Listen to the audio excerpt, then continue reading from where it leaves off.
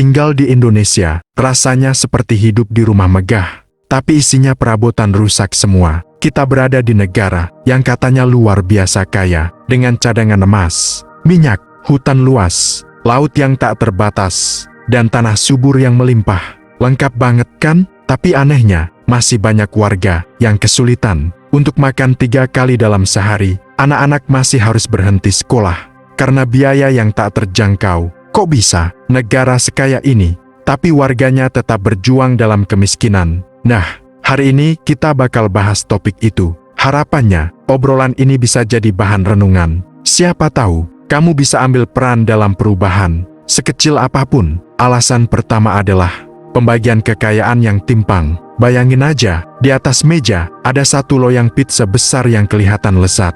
Tapi dari 10 orang yang duduk di sana, cuma 2 atau 3 orang yang makan. Sisanya cuma bisa nonton dan nelen ludah di pinggir.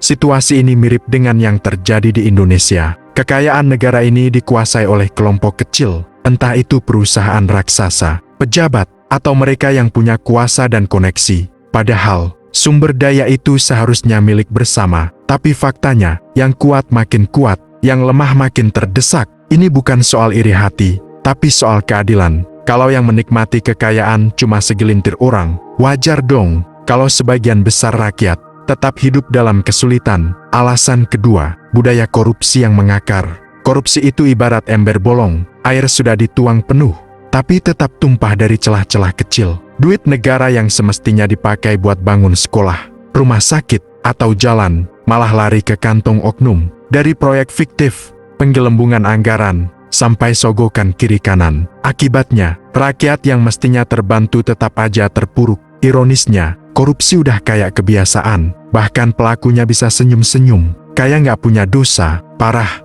kan? Faktor ketiga, akses pendidikan dan layanan kesehatan yang minim. Coba pikir, gimana orang bisa ubah nasib kalau untuk sekolah aja susah? Di kota besar mungkin masih banyak pilihan, tapi di daerah terpencil, anak-anak harus jalan kaki belasan kilometer buat sekolah. Kadang gak ada guru, fasilitas minim, dan listrik pun mati-mati. Pendidikan itu jembatan menuju masa depan. Tapi kalau jembatannya bolong di tengah, gimana bisa nyampe tujuan? Di sisi lain, ada ibu-ibu di pedalaman yang harus menempuh perjalanan berjam-jam, naik perahu cuma buat melahirkan di klinik. Miris banget. Alasan keempat, ketergantungan pada ekspor bahan mentah. Meski punya kekayaan alam melimpah, kita masih suka jual bahan dasarnya aja. Batu bara, nikel, sawit, semua dikirim mentahan. Padahal, negara yang beli dari kita, mereka olah itu jadi barang jadi, dan jual lagi ke kita dengan harga berkali-kali lipat. Ibarat punya ladang emas, tapi malah yang dijual cuma tanahnya. Sayang banget kan? Penyebab kelima, kurangnya pekerjaan yang bermutu. Banyak orang kerja, tapi tetap hidup susah. Bukan karena mereka malas, tapi karena pekerjaan yang tersedia upahnya minim. Gak ada jaminan, gak ada masa depan. Banyak juga lulusan sarjana yang kerja di luar bidangnya. Sarjana pertanian, jadi tukang ojek, teknik, kerja jadi kasir. Bukan mereka gak bisa, tapi lapangan kerja berkualitasnya kurang. Jadi walau kerja keras, tetap aja sulit buat naik level hidupnya. Setelah tahu penyebabnya, yuk kita bahas dampaknya. Karena kemiskinan bukan cuma soal dompet kosong, efeknya bisa meluas, nyeret banyak aspek kehidupan ke dalam masalah baru. Dampak pertama, rantai masalah sosial. Satu masalah muncul, yang lain ngikut. Misal, orang tua nggak punya penghasilan tetap. Akibatnya, anak nggak bisa sekolah. Karena nggak sekolah, nggak punya keahlian, susah cari kerja, lalu masuk ke siklus kemiskinan lagi. Kadang, karena terjepit keadaan, ada yang nekat nyolong, atau terlibat tindak kriminal. Dari sisi kesehatan, mereka yang miskin juga susah dapat layanan yang layak.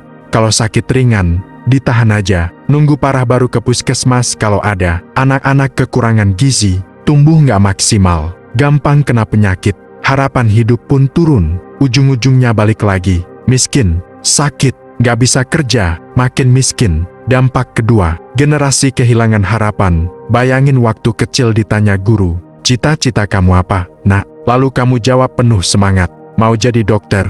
Tapi saat dewasa, kenyataan datang, sekolah mahal, beli buku susah, orang tua harus pilih antara bayar listrik atau beli beras. Akhirnya, Kamu putus sekolah dan kerja seadanya, impian masa kecil tinggal angan. Ini bukan drama sinetron, ini kenyataan ribuan anak muda di negeri ini. Banyak yang sebenarnya punya potensi luar biasa, tapi sistemnya nggak dukung, nggak ada beasiswa, akses terbatas, jalan tertutup. Kita pun kehilangan calon pemimpin, inovator, atau pendorong perubahan. Semua karena satu akar, kemiskinan. Dampak ketiga, jurang sosial yang makin lebar. Ketika perbedaan antara si kaya dan si miskin makin mencolok, rasa ketidakadilan pun tumbuh.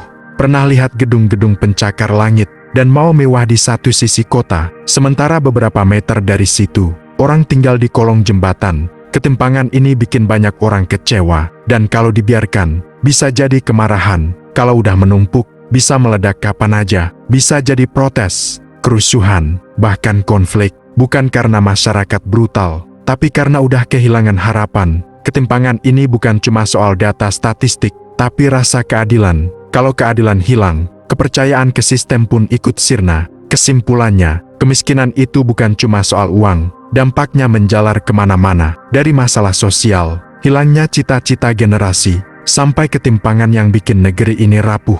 Kalau ini dibiarkan terus, masa depan bangsa bisa ikut hilang. Sekarang kita masuk ke bagian paling penting. Apakah kemiskinan bisa dikurangi? Jawabannya, tentu bisa, tapi perlu diingat, ini bukan tugas yang bisa selesai semalam, dan jelas bukan pekerjaan satu orang. Ini butuh kerja sama dari semua pihak, pemerintah, swasta, masyarakat, dan kita semua. Solusi pertama, pemerataan pendidikan yang berkualitas. Pendidikan itu senjata paling ampuh melawan kemiskinan. Kalau punya pengetahuan, keterampilan, dan wawasan, peluang hidup layak jadi lebih besar. Masalahnya, pendidikan di Indonesia belum merata. Kualitas sekolah di kota dan di pelosok beda jauh. Solusinya, bangun sekolah di daerah terpencil. Kirim guru berkualitas dan beri mereka insentif agar betah. Gunakan teknologi kelas online, aplikasi belajar, guru digital, bahkan program edukatif di media massa. Akses internet murah juga penting. Bayangin semua anak dari Aceh sampai Papua dapat pendidikan setara. Kita pasti punya generasi tangguh masa depan. Solusi kedua, dukung UMKM dan ekonomi kreatif. Masyarakat Indonesia itu kreatif, bisa bikin kerajinan, masakan, konten, dan usaha kecil lainnya. Tapi banyak yang nggak punya modal, bingung cara jualan, atau nggak tahu promosi online.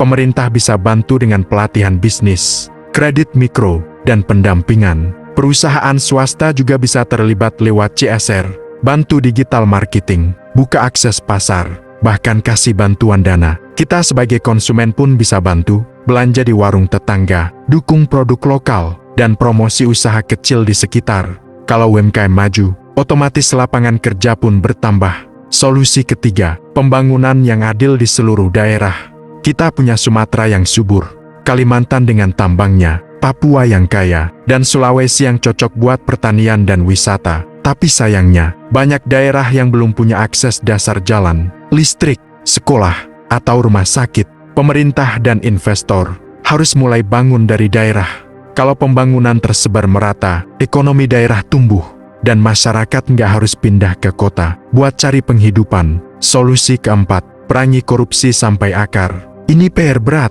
tapi wajib dijalanin. Sebanyak apapun anggaran, kalau dikorupsi, semua sia-sia. Sistem pengawasan harus lebih ketat. Transparansi anggaran harus dijaga. Rakyat harus bisa mengawasi langsung. Hukum bagi koruptor harus tegas dan adil, tanpa pandang jabatan. Budaya anti korupsi harus ditanamkan sejak kecil, mulai dari rumah dan sekolah. Bayangin kalau semua dana negara benar-benar digunakan sesuai fungsinya, pasti pembangunan jauh lebih cepat.